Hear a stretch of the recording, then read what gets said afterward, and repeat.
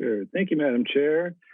I'm admittedly not usually the one my people turn to looking for the rah-rah inspiration. So thank you, alphabetical order, for this honor, and providing inspiration is, I think, especially difficult right now in these times when so many things are happening. The pandemic continues to rage, and now reported today more deaths this year than last year.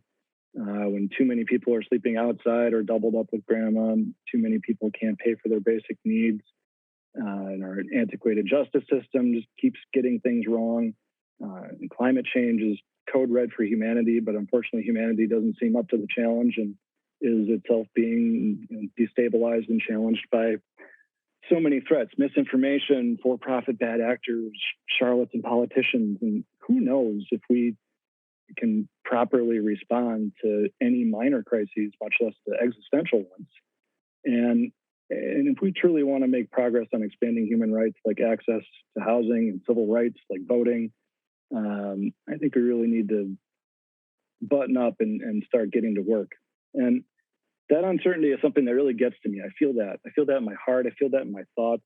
Our system of public policy is so based on a series of choices that were made in the past that keep haunting us. And they were made at every level of government, not just here.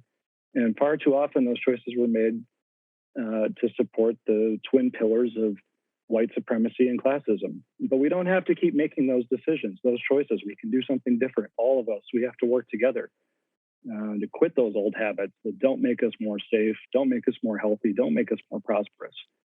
And we can pursue new ideas. Like I said, I'm usually not the inspiration guy. I'm usually the ideas guy. I have this book with me, one that I love reading with my kids, What Do You Do with an Idea by Kobe Yamada. It's one of my favorite books to read with them. I won't read the whole thing, it's kind of long, but if you have kids of a certain age, you know this book.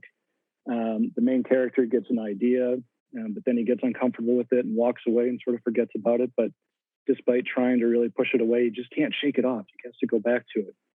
And he and the idea become friends. And then he shows his idea to others, and they offer some ridicule and critique, and he gets a little discouraged, but he sticks with it.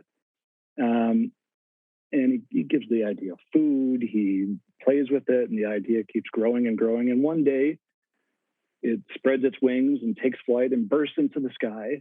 And it went from being here with him, he says, to everywhere, and now part of everything. And in the end, he realizes what he can do with an idea, which is you can change the world.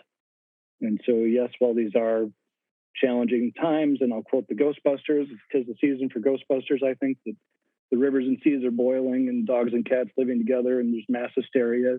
But we all have a lot of work to do. And we all have good ideas.